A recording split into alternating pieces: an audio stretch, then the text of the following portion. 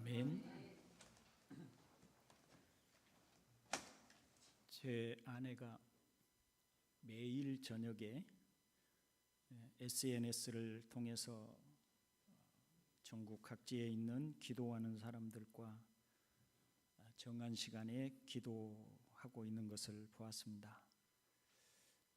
여러 기도 제목들을 함께 나누고 같이 기도하는데, 어제 저녁에는 어떤 사모님께서 60대 중반 되시는 목사님이 암 진단을 받았는데 수술을 해야 할지 말아야 할지 여러 가지 걱정이다, 염려가 된다, 그래서 기도해 달라고 하는 그런 이야기를 나누는 것을 저도 옆에서 들었습니다. 우리가 그냥 서로 인사 나누고 가볍게 만날 때는 모두가 다 행복해 보이고 염려나 걱정이 없는 것 같지만, 서로 마음을 터놓고 깊은 교제를 나누다 보면 걱정이나 염려가 없는 사람은 아무도 없는 것 같습니다. 매우 불안하고 또 삶이 요동치는 세상 속에서 살아가고 있는 우리가 어떻게 염려에 사로잡히지 않고 살아갈 수 있을까? 끊임없이 파도처럼 밀려오는 걱정거리들 속에서 우리 자신이 침몰하지 않고 그 안에서 힘을 얻어서 삶을 잘 살아내고 이겨낼 수 있을까 하는 그런 질문을 가지고 오늘 말씀을 나누려고 합니다. 주의 은혜가 우리 가운데 함께 하시기를 축원드립니다. 잠시 기도합니다. 자비로우신 하나님 아버지, 오늘도 은총을 주셔서 우리에게 진리의 말씀을 듣게 하시옵고, 거룩하신 하나님이 그 앞에 둘러선 주의 자녀들에게 교훈하시고 또 권면하시고 위로하시는 말씀을 주시오니 저희가 듣기를 원하나이다. 이제 우리의 귀를 열어주시옵고 마음을 열어 주의 말씀과 뜻을 깨닫게 하옵소서. 구주 예수님의 이름으로 기도드리옵나이다. 아멘. 우리가 익히 잘 알고 또 사랑하는 성경 구절이지만 오늘 본문 중에 6절과 7절을 다시 한번 봉독해 보겠습니다. 같이 봉독합니다. 아무것도 염려하지 말고 다만 모든 일에 기도와 간구로 너희 구할 것을 감사함으로 하나님께 아뢰라. 그리하면 모든 지각에 뛰어난 하나님의 평강이 그리스도 예수 안에서 너희 마음과 생각을 지키시리라. 아멘. 오늘 우리는 우리가 생각하는 평안이 아닌 하나님의 평강을 생각해 보고자 합니다. 우리가 바라는 평강이라고 하는 것은 우리가 염려하고 걱정하는 모든 문제가, 표면적으로 드러나는 모든 문제가 다 해결되기 때문에 평안하다고 하는 그런 평안이라면, 하나님의 평강이란 요동하는 세상 물결 속에서도 흔들리지 않는 평안을 의미합니다. 이런 그림을 그려볼 수 있습니다. 거센 파도가 치고 비바람이 몰려칩니다. 온통 세상이 폭풍우에 날려갈 것 같은 그런 거센 비바람 속에, 큰 바위 속에 그 틈새에 안전하게 보호를 받고 앉아있는 새 한 마리를 그려볼 수 있습니다.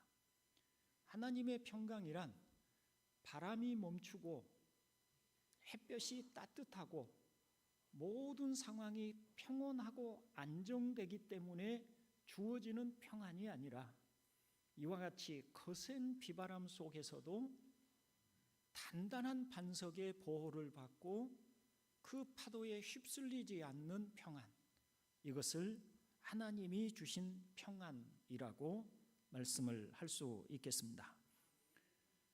요한복음 14장부터 16장까지를 소위 다락방 강화라고 부릅니다. 다락방에서 하신 설교입니다. 어디 다락방인가요? 마가의 다락방. 주님이 최후의 만찬 자리에서 성찬식을 하시면서 떡을 주시고 포도주를 주시면서 이것을 받아 먹으라, 이것을 받아 마시라 하시면서 주님의 최후의 시간을 말씀을 하셨던 바로 그 자리에서 하신 설교, 그것이 요한복음 14장부터 16장까지 있다는 것입니다.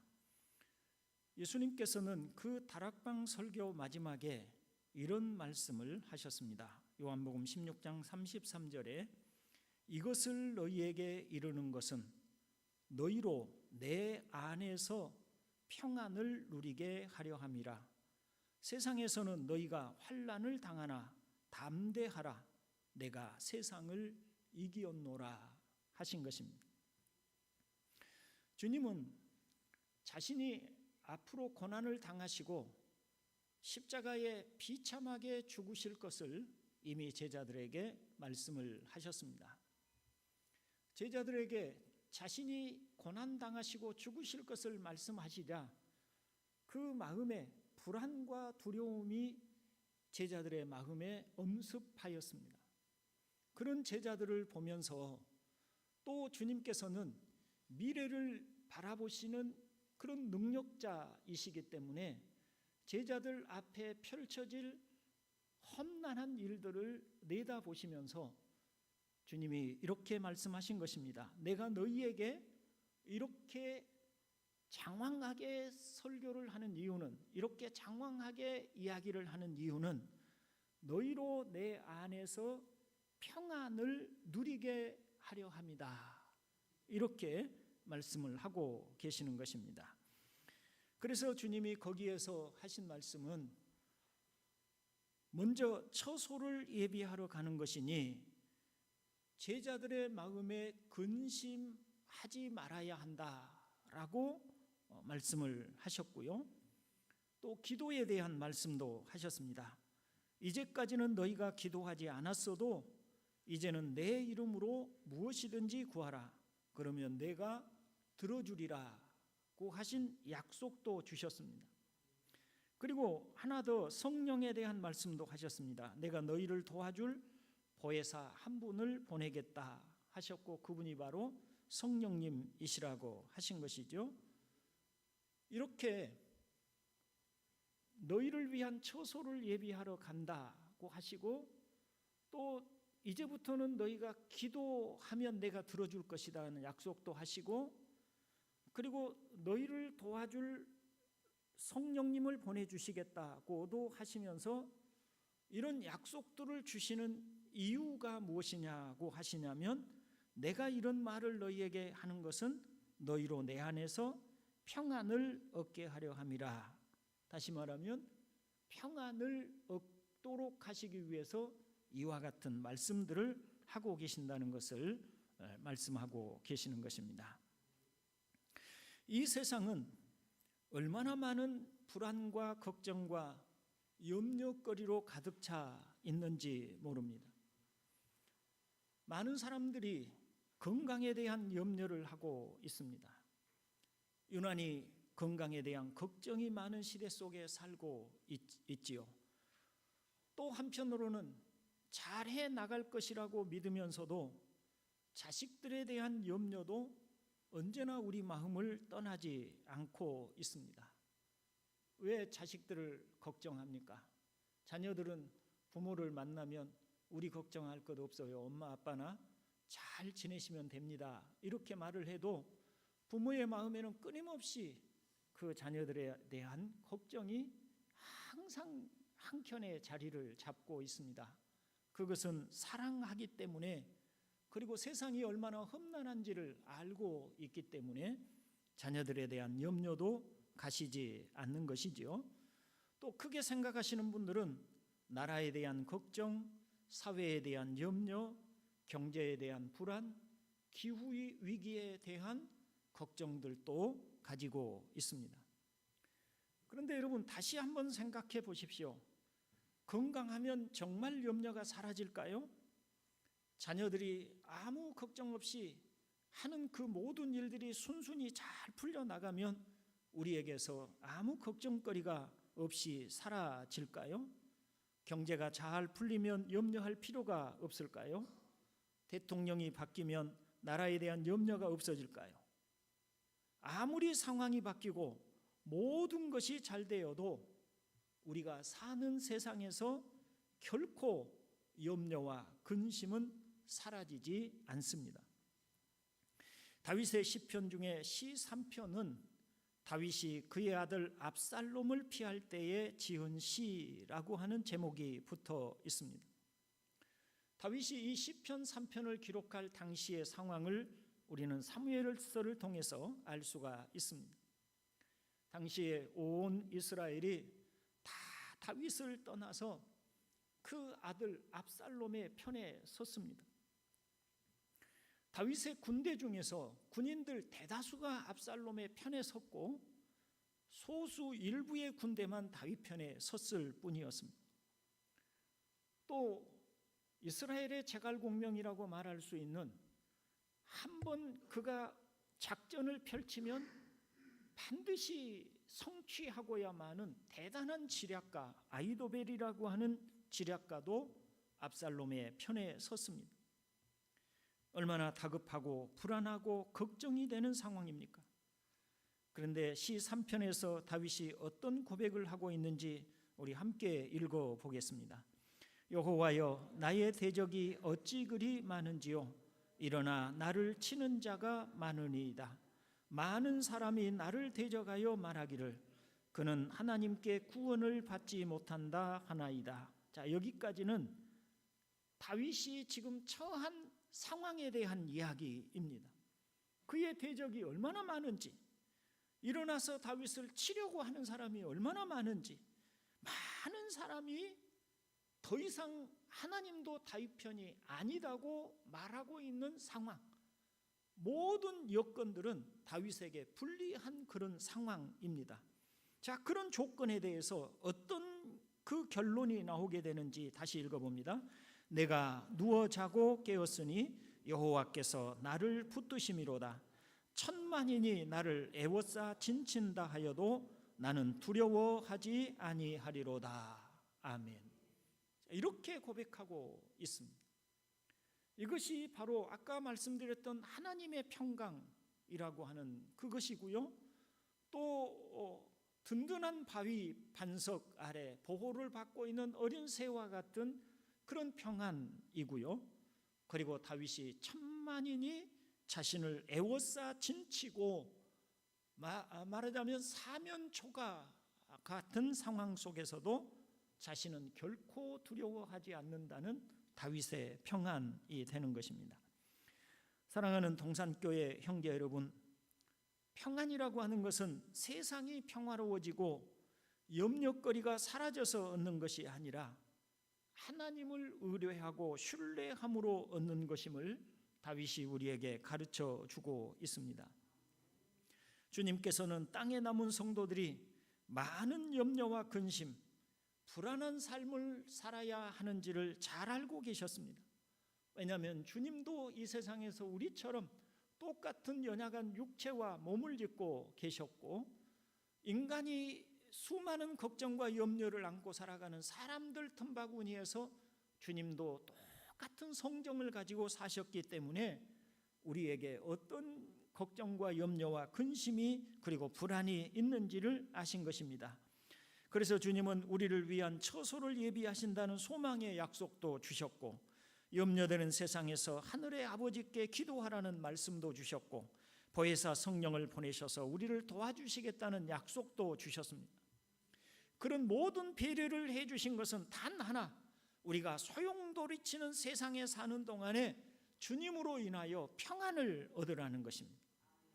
모든 일이 잘 풀리고 염려가 다 사라져서 평안을 얻는 것이 아닙니다. 일찍이 믿음의 사람 다윗이 급박한 상황에서도 단잠을 자고 염려하지 않을 수 있었던 것은 그가 하나님께 기도하였기 때문입니다. 하나님께서 도와주실 것을 확신하였기 때문입니다. 이와 같은 평안을 얻는 저와 여러분 되실 수 있기를 주님의 이름으로 축원을 드립니다. 본문 6절로 7절을 다시 한번 보면 아무것도 염려하지 말고 다만 모든 일에 기도와 간구로 너희 구할 것을 감사함으로 하나님께 아뢰라. 그리하면 모든 지각에 뛰어난 하나님의 평강이 그리스도 예수 안에서 너희 마음과 생각을 지키시리라고 말씀을 하셨습니다. 자, 여기 보시면 하나님의 평강이 그리스도 예수 안에서 너희 마음과 생각을 지키시리라고 하셨습니다. 이것은 어떻게 하면 이런 하나님의 평강이 우리 마음과 생각을 지키신다고 하시는가라고 하냐면 아무것도 염려하지 말고 다만 모든 일에 기도와 간구로 감사함으로 하나님께 아뢰면 하나님의 평강이 너희 마음과 생각을 지키신다고 하시는 것입니다. 그러니 아무것도 염려하지 말고 라고 하는 말은 원뜻을 따라 살펴보면 무슨 일에든지 계속해서 염려하지 말고라고 하는 뜻이 있습니다. 우리가 말을 사용하면 시제라는 게 있잖아요. 내가 지금 무엇을 하고 있는 중이야 이렇게 얘기를 하면 어떤 일을 시작했는데 지금 그 일을 계속하고 있다는 이야기가 되겠죠. 그런데 나 그 일을 지금까지 그 일을 어떤 일을 했어 라고 말을 하면 이미 전에 시작했던 어떤 일이 끝났다라고 하는 것을 의미하고 있죠. 이렇게 시제라고 하는 게 있는데 이 시제를 따라서 이 말씀을 살펴보면 아무것도 염려하지 말고라고 할 때 염려하지 말고는 염려를 전혀 안 한다는 얘기가 아니라 염려에 계속해서 붙들려 있지 말라고 하는 뜻이에요.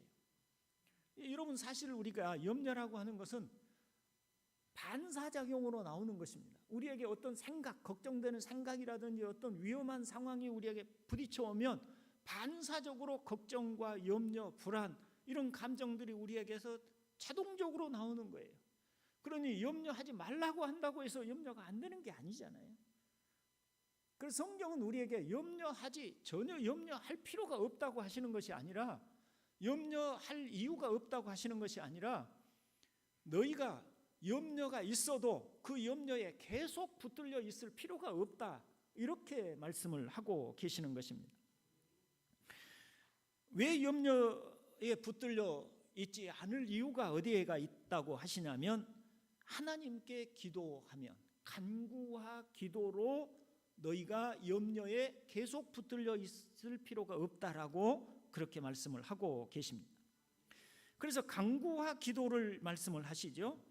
예수님이 세상을 떠나실 것을 아시고 환난 가운데 던져질 제자들을 염려하여 말씀하실 때도 내 이름으로 무엇이든지 내게 구하면 내가 행하리라고 약속해 주셨습니다. 그리고 예수님은 말씀을 마무리하시면서 그 다락방 강화를 마무리하시면서 다시 강조해서 말씀을 하셨죠. 16장 24절 다시 한번 읽어봅니다. 지금까지는 너희가 내 이름으로 아무것도 구하지 아니하였으나 구하라 그리하면 받으리니 너희 기쁨이 충만하리라 하셨습니다. 지금까지는 주님과 함께 있었어요. 걱정할 필요가 없었습니다. 왜냐하면 무슨 문제가 생기면 주님이 다 문제를 해결해 주셨고 주님이 함께 계셔서 그들이 걱정할 이유가 없도록 막아주셨기 때문에 기도할 필요가 없었습니다. 그러나 이제 주님은 떠나실 것입니다. 제자들은 홀로 남겨질 것입니다. 그들은 자신들 앞에 부딪혀오는 모든 문제들을 스스로 이제는 극복하며 나아가야 합니다. 더 이상 주님이 옆에 있어서 그 모든 문제를 다 해결해 주실 수 없는 상황이 되었습니다. 그래서 주님은 말씀하십니다. 그러나 걱정하지 마라. 내가 떠나는 것이 아주 떠나는 것이 아니고 너희가 내 이름으로 무엇이든지 기도하면 내가 하늘에서 들을 것이다. 그리고 너희가 걱정할 필요가 없도록 너희를 보호해 줄 것이다. 뿐만 아니라 너희에게 보혜사, 즉 다시 말하면 보혜사라고 하는 뜻은 돕는 자라고 하는 뜻인데 너희를 도우실 분을 내가 한 분 보내주겠다. 그러니 너희는 걱정하고 염려하지 말고 평안을 얻으라고 그렇게 말씀하시는 줄로 믿습니다. 다윗이 시편 3편에서 자신이 처한 위험한 상황, 천만인이 나를 둘러치려 하는 그 상황에서도 누워 잠을 자고 일어나 두려워하지 않은 것은 그가 기도하였기 때문입니다. 시편 3편을 다시 보면 내가 나의 목소리로 여호와께 부르짖으니 그의 성산에서 응답하시는도다. 내가 누워 자고 깨었으니 여호와께서 나를 붙드심이로다 라고 하였습니다. 그래서 우리 개역교회에서는 기도는 은혜의 방편이라고 합니다.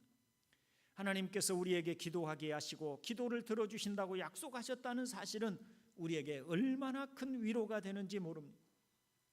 여러분에게 염려거리가 있습니까? 기도하시기를 바랍니다. 걱정이 많습니까? 기도하십시오. 마음에 평안이 없습니까? 기도하시기를 바랍니다. 형제 여러분, 우리는 모두 기도가 얼마나 중요한지를 잘 알고 있습니다. 그래서 우리는 우리의 문제를 가지고 항상 기도하기를 힘씁니다. 물론 기도한다고 곧바로 염려가 사라지고 근심거리가 사라지는 것은 아닙니다. 하지만 분명한 것은 우리가 기도하여 하나님께 나아가면 하나님의 얼굴을 뵌다는 것입니다. 하나님의 얼굴을 뵈면서 걱정하고 근심하는 모든 문제를 하나하나 아뢰면서 끊임없이 기도와 간구로 나아갑니다. 도와주십시오, 도와주십시오. 그렇게 기도하는 중에 주님께 하나씩 맡겨지게 되고 그리고 염려에서 벗어나게 되는 것입니다. 더욱 중요한 것은 그러는 중에 우리는 하나님을 더욱 사랑하게 된다는 것입니다. 그리고 하나님 나라에 대한 소망이 더욱 커져가는 것입니다. 기억하십시오. 하나님은 우리에게 염려 대신에 기도와 간구로 하나님 앞에 나아가라고 하셨습니다. 염려하고 있다고 해서 해결되는 것은 하나도 없습니다. 그러나 하나님께 기도하면 평안이 주어지는 줄로 믿습니다. 이제 우리가 기도와 간구로 나아갈 때 추가되는 조건이 하나 더 있습니다. 그게 뭐냐면 감사함으로입니다.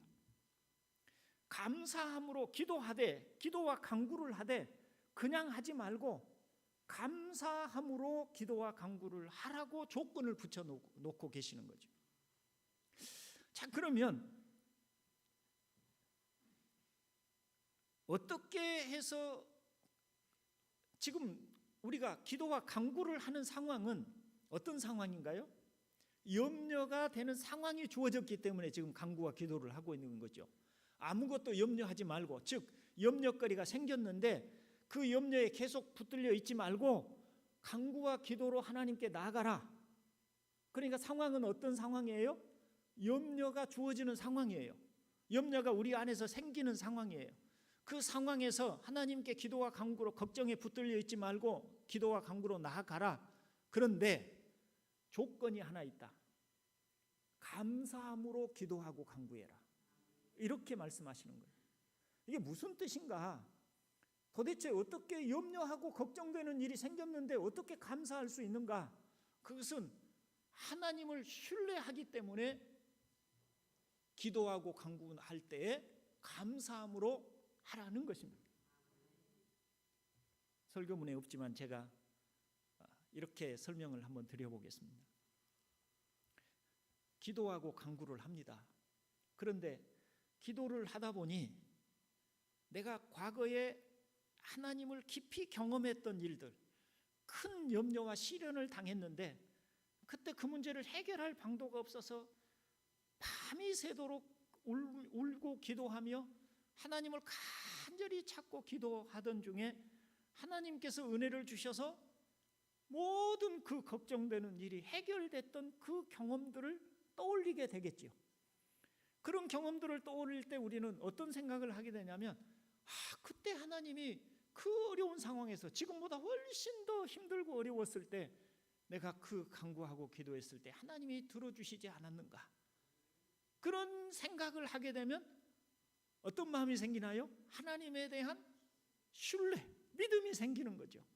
나를 사랑하셔서 과거에 나를 숱한 어려움에서 건져주셨던 하나님, 그래서 그 하나님에 대한 신뢰가 있기 때문에 감사하면서 기도할 수 있어요.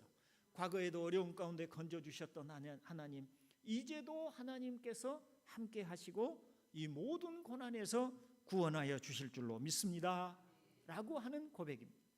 다윗이 시편 139편 2절로 4절에서 이렇게 말하고 있습니다.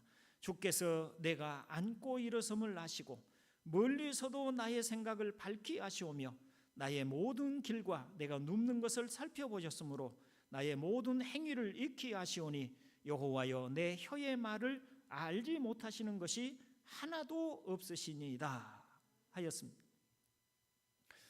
여러분, 다윗은 자신의 깊은 오랜 경험을 통해서 그 자신이 처했던 숱한 위험과 그 고난의 시절에 겪었던, 그리고 기도하였고 그 기도에 응답해 주셨던, 그래서 순간순간 위기를 넘기고 살아남을 수 있었던, 죽음이 곧 임박했던 상황 속에서도, 천만인이 둘러친 것과 같은 상황 속에서도 자신이 평안히 눕고 잘 수 있었던 그 많은 경험들, 그 경험들을 통해서 그가 깨달은 것이 있었어요. 그것은 하나님은 자신에게서 눈을 떼지 않고 계시다는 사실이었어요.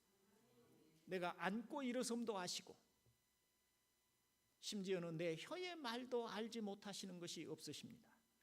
내가 어떤 말로 기도하고, 내가 무슨 말로 하나님 앞에 기도하며 하나님께 부르짖고 간구했는지도 한 번도 허투루 듣지 않으시고 그 모든 말을 다 기억하고 알고 계시는 하나님, 이런 하나님을 경험했기 때문에 그는 하나님께서 힘들고 어려울 때 하나님께 기도하면서도 두려워할 이유가 없었다는 것입니다.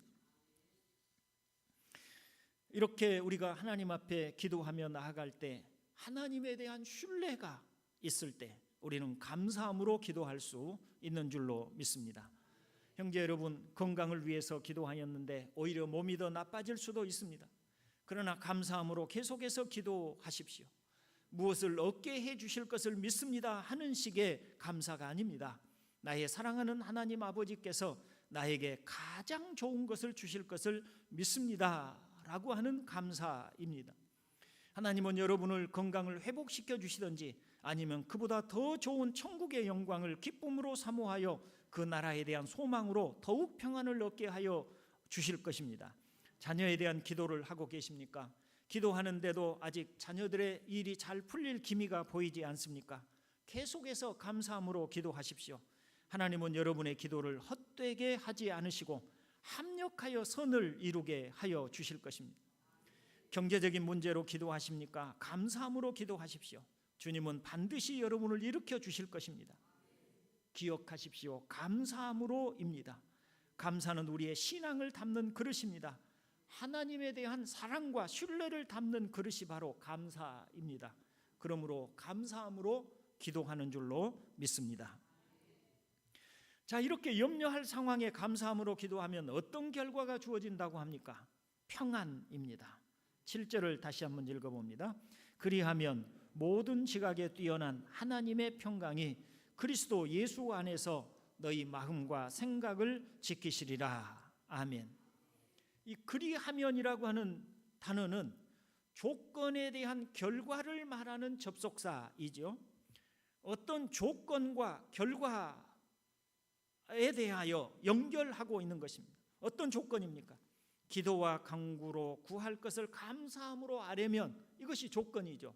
그러면 어떤 결과가 주어진다고 하냐면 모든 지각에 뛰어난 하나님의 평강이 우리 마음과 생각을 지켜주신다는 결과입니다. 왜 마음과 생각을 지켜주신다고 하실까요? 확실하게 이왕이면 네 모든 문제를 다 해결해 줄게 이렇게 하여 주신다면 우리는 훨씬 더 좋지 않을까요? 그런데 하나님께서 네 문제를 다 내가 걱정거리 할 것 없고 내가 해결해 줄게 이렇게 하시는 것이 아니시고 하나님의 평강이 내 마음과 생각을 지키시리라고 그렇게 말씀을 하고 계십니다. 자, 염려는 어디에 생기는 것입니까? 머리에 있습니까? 손에 있습니까? 염려는 마음에 생기는 거죠. 그런데 하나님이 우리 마음을 지켜주신다고 합니다. 뭘로? 평강으로 지켜주신다고 하십니다. 그러니 지금 하나님은 네 문제를 내가 다 해결해 줄게 이렇게 하시는 것이 아니고 네 마음이 걱정에 붙들려 있지 않도록 평안하도록 내가 해줄게 라고 하는 약속인 것입니다. 여기에는 매우 큰 차이가 있죠. 네 문제를 해결해 줄게 라고 하는 것은 하나님이 해결사 역할을 하신다는 얘기가 되고 내 마음의 평안을 지켜줄게 라고 하는 것은 하나님이 우리 마음까지 보듬어 주시는 분이심을 표현해 주고 있는 줄로 믿습니다. 자, 먼저 여기서 하나님의 평강이 무엇인지를 다시 상고해 보셔야 합니다. 하나님이 근심이나 염려를 하시는 분이십니까? 아니시죠? 염려는 어떤 사람이 합니까? 앞날을 알 수 없는 사람이, 연약한 사람이 자신의 문제를 스스로 해결해 나갈 능력이 없다고 생각될 때 염려가 생기는 거죠. 내가 다 해결할 수 있는데, 내가 뭐 해결할 수 없는 일이 내게 없는데 뭐 무슨 일이 닥쳐온다고 왜 염려를 하겠어요? 내가 다 해결할 수 있으면 아무 염려하고 걱정할 필요가 없겠죠. 그런데 내가 해결할 수 없는 일이, 내 능력으로는 안 되는 일이 내게 닥쳐올 때, 그래서 내 미래가 불안해질 때 우리는 걱정과 염려를 하게 됩니다. 그런데 하나님은 어떤 분이십니까? 하나님은 전능하신 분이시죠. 하지 못하실 일이 없으신 분이시죠. 하나님은 알지 못하시는 것이 없는 분이시죠. 우리 사람은 지금 내 앞에 부딪혀온 이 문제가 내게 걱정과 염려거리로 지고 있지만, 하나님께서 보실 때는 이 내가 지금 염려하고 걱정하는 상황을 얼마든지 합력해서 선으로 바꾸실 수 있는 분이 하나님이시죠. 그런 하나님이시기 때문에 하나님은 염려나 걱정할 필요가 없는 분이시고, 그 하나님은 얼마든지 우리에게 있는 문제라도 평안으로 바꿀 수 있는 분이시기 때문에 하나님의 평강이란 이런 하나님에 대한 신뢰에서 나오는 평안인 것입니다. 그래서 우리는 하나님에 대한 신뢰에서 감사함으로 기도하게 되고, 감사함으로 기도할 때 모든 일을 합력하여 선을 만드실 그런 하나님을 믿기 때문에 염려에서 벗어날 수 있게 되는 것입니다. 다윗이 대표적인 시편 23편에서 이렇게 노래합니다. 내가 사망의 음침한 골짜기로 다닐지라도 해를 두려워하지 않을 것은 주께서 나와 함께 하심이라. 주의 지팡이와 막대기가 나를 안위하시나이다. 다윗이 얼마나 많은 고난을 당했습니까? 원수에게 쫓겨다녔고, 더구나 군대를 이끌고 있는 사울, 그 당시에 최고의 권력자인 왕에게서 쫓김을 당하고 있고 유랑 생활을 해야 하였고, 또 자신이 그 블레셋에 도피를 하러 갔을 때 큰 위험에 처할 뻔도 하였고, 또 자신의 아들에게 쫓겨나서 죽을 위기에 처하기도 하였고, 숱한 그런 어려움 속 사망의 음침한 골짜기를 다니는 것과 같은 그런 숱한 어려움들이 그의 삶에 있었습니다. 그런데도 그가 평안히 잠을 자고 푸른 초장에 누이시며 쉴만한 물가로 인도하신다고, 그리고 내 원수의 목전에서 내게 잔치상을 차려주신다고, 여호와의 선하심과 인자하심이 영원히 나를 떠나지 않는다고 고백할 수 있었던 것은 그는 기도하였고 그 기도를 들으신 하나님이 그의 마음에 평안을 주셨기 때문입니다. 그래서 그는 결과적으로 보면 그가 경험했던 하나님께 그가 겪은 숱한 시련 속에서 기도와 간구로 나아갔고, 그래서 시편의 다윗의 시편들을 읽어보십시오. 그가 숱한 어려움 속에서 어떻게 통곡하며 울며 간절히 하나님을 찾고 기도했는지 우리가 볼 수가 있습니다. 그렇게 기도했고 하나님께서는 다윗을 결국은 승리자가 되게 해주셨죠. 예수님께서 십자가에 죽으시는 실패와 고난처럼 보이는 그 상황, 무덤에 내려가신 것과 같은 그런 상황 속에서도 결국은 죽은 자 가운데서 3일 만에 살아나셨고, 하늘에 오르셔서 영광의 보좌 우편에 앉으셨던 그 큰 승리처럼 다윗도 결국은 승리하였지 않습니까? 그것이 다윗이 우리에게 보여주고 있는 하나님의 평강을 이야기하고 있는 것입니다.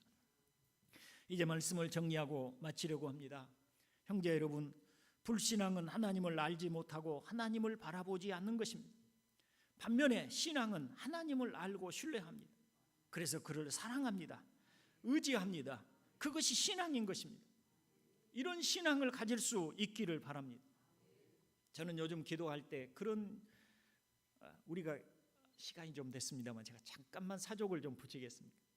우리 사람은 자신의 마음과 생각을 언어에 담아서 표현을 합니다. 그렇죠? 그래서 우리가 기도할 때도 어떤 언어를 사용하는가를 신중하게 우리가 선택하고 기도하는 것이 맞다고 저는 생각을 해요. 그래서 저는 빠르게 기도하는 걸 별로 잘 좋아하지 않습니다. 한마디 한마디 언어 속에 하나님에 대한 나의 마음을 담아야 하기 때문에 기도하는 저의 언어는 매우 신중합니다. 그런데 요즘 그런 기도를 많이 합니다. 지극히 높으신 하나님이라는 이름은 신이시라는 뜻이잖아요. 인간이 아니시고 신이신 하나님, 지극히 높으신 곳에 거주하시는 저 하늘에 계시는 지극히 높으신 하나님께서 땅에 있는 우리를, 땅에 개미처럼 숱하게 많이 살아가고 있는 우리를 살펴 이 인간들 가운데서 특별히 은총을 입혀준 사람들이 우리들이란 말이에요. 그리고 우리 구원받고 택하심을 받고 구원받은 우리들이란 말이에요. 그런 신의 은총을 입은 사람들이 우리들인데, 우리들이 그런 하나님에 대하여 얼마나 믿음을 가지고 감사함으로 사는 게 필요하겠어요. 우리는 특별한 사람들입니다. 우리가 특별해서가 아니라 신이 우리를 택하였기 때문에 우리가 특별한 사람이 된 거예요. 그런 은총을 입은 우리들이니 다른 사람들과는 다른 마인드를 가지고 살아야죠. 다른 사람들은 염려가 생기면 염려하고 걱정이 생기면 걱정하지만 우리는 신의 은총을 얻은 사람들이니까 전능자인 하나님을 바라보며 그분께 기도하고 간구하며 그분의 은총을 입은 우리들이니까 여전히 우리를 향해서 은혜 베푸실 것을 믿고 감사함으로 살아가는 것입니다. 그래서 마음의 평안을 누리는 것입니다.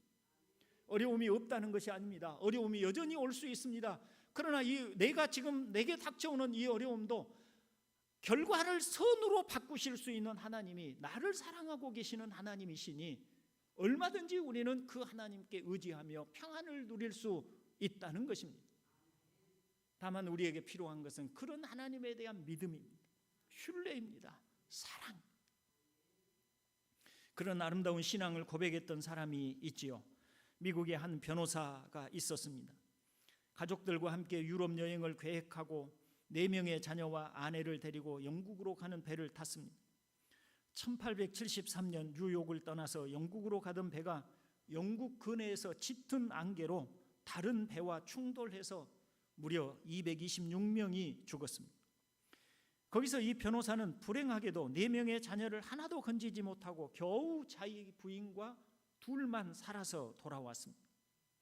그를 위로하는 많은 사람들의 위로를 받으며 그는 이런 노래를 불렀습니다.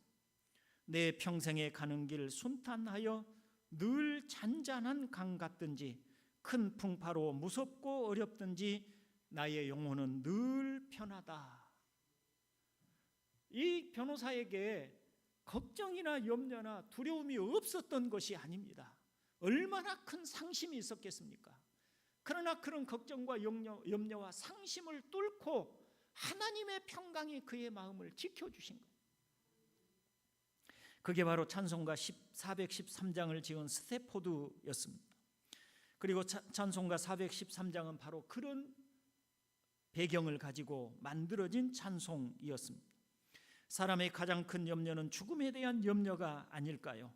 그러나 우리는 우리를 사랑하시는 하나님과 우리 주 예수 그리스도를 믿음으로 죽음 앞에서도 평안할 수 있는 줄로 믿습니다.